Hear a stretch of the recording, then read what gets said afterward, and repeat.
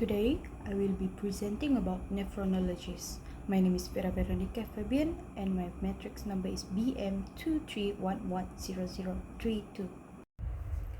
First, I will be talking about the anatomy of kidney.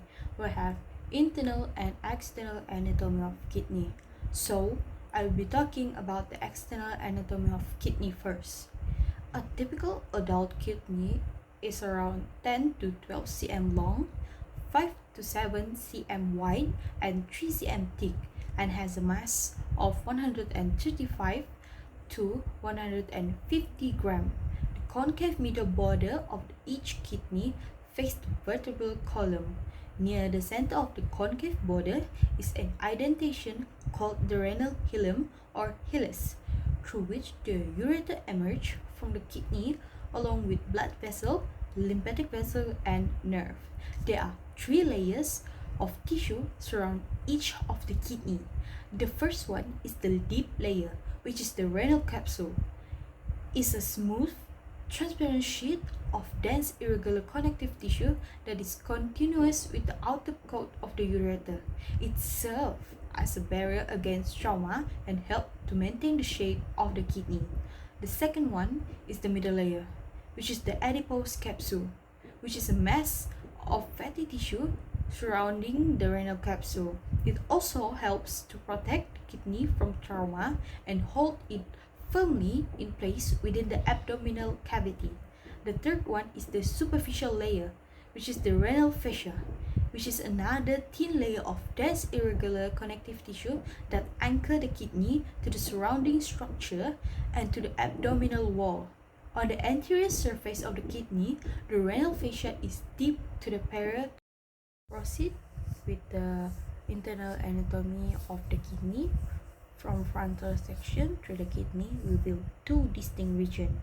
The first distinct region is the superficial light red area called the renal cortex, which is a smooth texture area extending from the renal capsule to the bases of the renal pyramids and into the spaces between them. It was divided into outer cortical zone and an inner juxtamedullary zone. Those portions of the renal cortex that extend between renal pyramids are called renal columns. A renal lobe consists of renal pyramids and its overlaying area of renal cortex and one half of each adjacent renal columns. The second distinct region is the deep, darker reddish inner region called the renal medulla, consists of renal pyramids and renal papilla. Together, the renal cortex and renal pyramid of the renal medulla constitute the parenchyma, the functional portion of the kidney. Within the parenchyma are functional units of the kidney, about 1 million microscopic structure called nephron. Papillary ducts extend through the renal papillae of the pyramids. The papillary duct drain into cup-like structure called minor and major calyces. Each kidney has 8 to 18 minor calyces and 2 or 3 major calyces. From the major calyces, urine drains into a single large cavity called the renal pelvis, then out through the ureter to the urinary bladder. The hilum expands into a cavity within the kidney called the renal sinus, which contains part of the renal pelvis, the calyces, and branches of the renal blood vessel and nerve and adipose tissue, which is fat.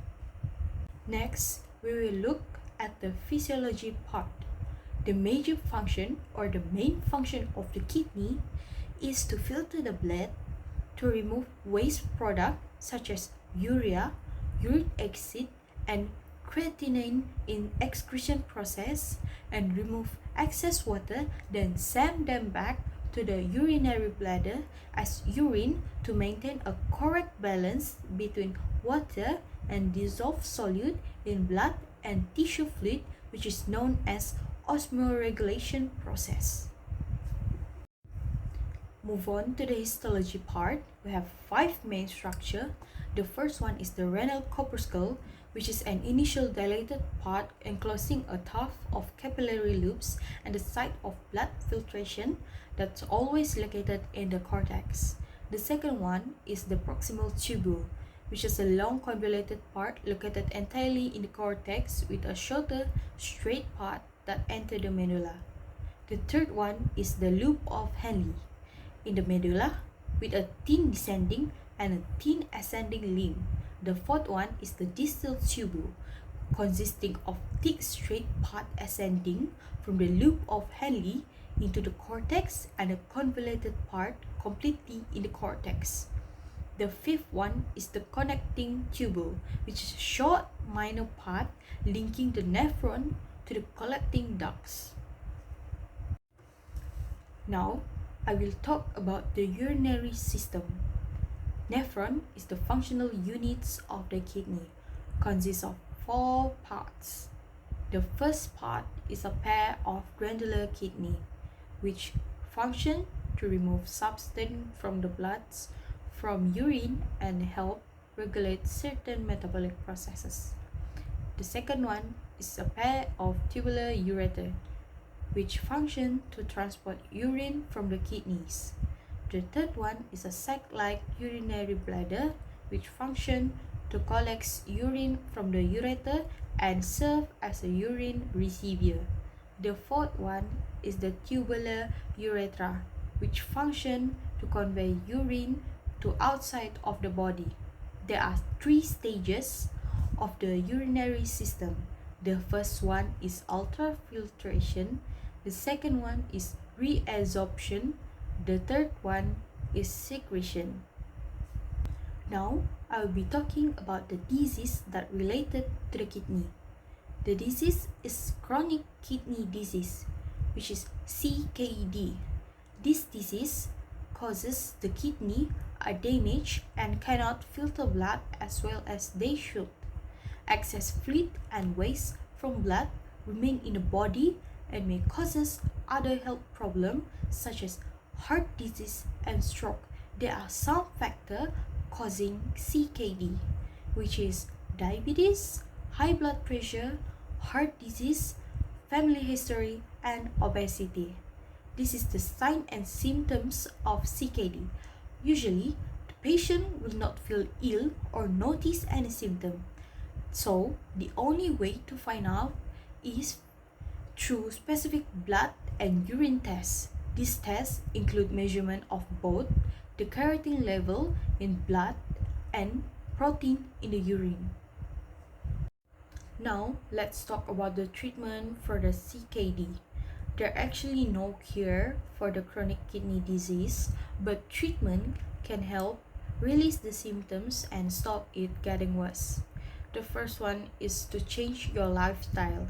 Stop smoking, eat a balanced diet, exercise regularly, lose some weight, manage your alcohol intakes, and also manage your salt intake. The second one is getting medicine, of course, with the doctor prescription. The third one is dialysis. There are 2 types of dialysis. The first one is hemodialysis, which diverting the blood into an external machine where it is filtered before being returned to the blood. The second one is the peritoneal dialysis, which pump dialysis fluid into a space inside your tummy to draw out waste product from the blood as they pass through vessel lining inside of your tummy. The fourth treatment is kidney transplant. Now, I will introduce the figure in Nephronologist, which is John P. Merrill. He was hired as an assistant resident in medicine at the Brigham Hospital in 1947. He and his colleague began their research using kidney dialysis equipment and successfully produced the artificial kidney, which is used to treat acute renal failure and later chronic renal failure also. The pioneer in the development of dialysis as a therapy for renal failure, establishing dialysis, which is role in the treatment of both acute renal failure and the end-stage renal disease, which is the ESRD. He is the first people to perform a kidney transplant. Kidney transplant between identical twins was successfully completed by him also. And he was able to perform numerous kidney transplants on non-identical twins after that. This is the list of references based on my research, and that's all from me. Thank you.